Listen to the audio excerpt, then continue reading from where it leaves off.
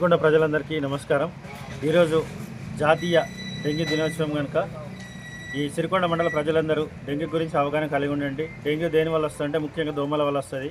రానున్న కాలంలో వర్షాకాలం కాబట్టి ఎక్కడంటే అక్కడ వాటర్ నిల్వ ఉండి దోమలు ప్రబలించే అవకాశం ఎక్కువ ఉంటుంది. కాబట్టి సిరికొండ మండల ప్రజలందరూ మమ్మల్ని గౌరవించి, మా మాటను గౌరవించి ఎక్కడ నీటి నిల్వ ఉంచుకోకుండా మీ ఆరోగ్యం డెంగ్యూ నుంచి కాపాడుకోగలరని కోరుకుంటున్నాను.